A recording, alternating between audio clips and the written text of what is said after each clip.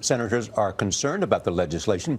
Senator Tucker says the bill does not go far enough to repeal the Affordable Care Act. He met with President Trump yesterday to discuss it. He tweeted the president is, quote, open to making the bill better. Is Senate leadership? Senator Paul is with us now from Capitol Hill. Senator, good morning. Good morning. So when you say is Senate leadership, you're talking about Mitch McConnell, I assume. I mean, what does Mitch McConnell have to do to make a bill that you don't think, as you have said, is Obama light? Well, I think they've done a lot to placate moderates. They've done a lot to placate those who want to keep parts of Obamacare. They've kept most of the Obamacare subsidies. They actually keep the Medicaid expansion forever. Eventually, the states have to pay the traditional historical rate for it, but they've actually kept the Medicaid expansion of Obamacare. We've kept 10 of the 12 regulations. So for those of us who said, well, we promised to repeal the whole thing, and for those of us who believe that the regulations are part of the reason why the premiums are rising so fast for so many people, we think you have to repeal the regulations if you want to bring down prices for people. So when you talked to President Trump, did he seem to understand that? You know, I think he's sympathetic to the argument, and I think he wants to get the bill through, and he thinks it's important for all of us and for the country that we repeal Obamacare. But I guess I tried to make sure that he understood that many of us don't think the current bill is repeal. And so, you know, we voted 60 times to repeal it, all of it, or as much as we thought we could repeal, but we repealed quite a bit of it 60 times, and here we are now actually keeping quite a bit of it. I mean, there are those who are arguing, Senator, as you well know from being there, that what you're trying to do is achieve tax reform within health care. And you eliminate the tax reform and do that somewhere else in tax reform legislation, you could agree on health care.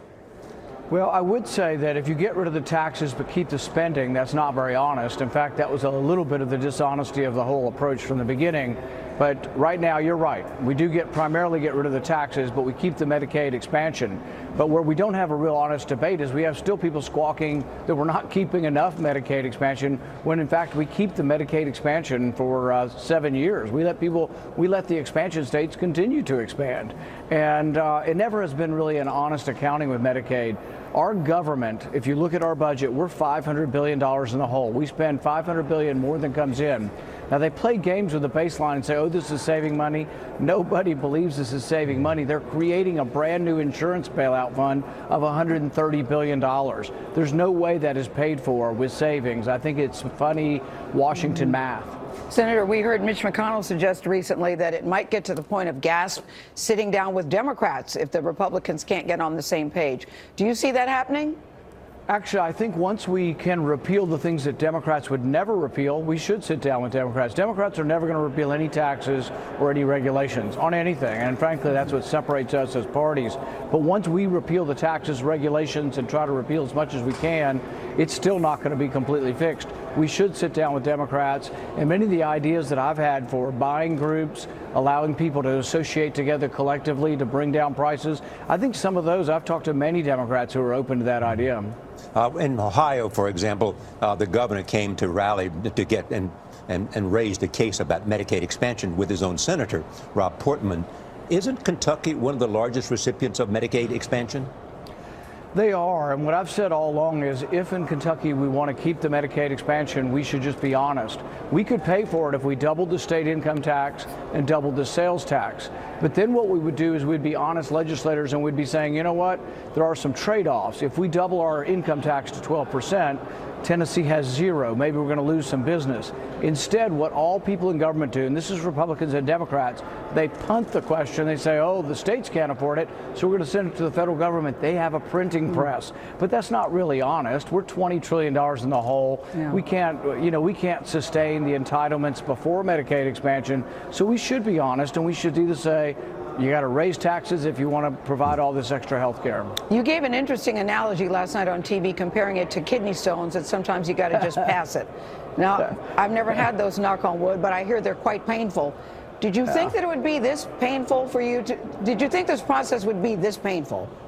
Well, I have to give credit to my friend Representative Thomas Massey, who came up with the analogy, but I do think it's pretty accurate. You know, pass it, just be done with it. But that shouldn't be the way we look at health care. It should be very much a studied issue. And actually, the more we study it, as someone said, the more complicated it appears. But that's the other problem with this. And I did tell anybody who will listen, overpromise that you can fix health care. Health care was broken before Obamacare. That's the very problem you face, isn't it? Yeah, it was broken. It was broken before Obamacare. I don't think Obamacare fixed it, but it's still going to be broken after this Republican bill, mainly because there's not a marketplace. The consumer doesn't make decisions based on price. Until you connect the consumer to the price, until you have real competition in capitalism, the marketplace will still be broken. But isn't that the political problem? You promised for 7 years you would either replace or reform Obamacare, and you can't do it because of divisions within the Republican Party, and now you've got to go to the voters in 2018, perhaps not having either reformed or replaced. Yeah, I think you could make two sections of the Republican Party and the independents unhappy. Ones who said you promised to repeal it and you really didn't, and then also people who just want the premiums to go down and you make these big promises for premiums to go down. And I fully expect, I think there's a 99.9% chance premiums don't go down. I mean, a success would be that they go up less slowly. So people have to realize they've gone up 105% in the last 6 years, but they were rising before Obamacare also. All right. To be fair, healthcare has been broken a long time. All right, Senator Paul, we thank you for taking the time this morning. Thank you. We appreciate it. Music legend, that's Jimmy Iovine, began his career by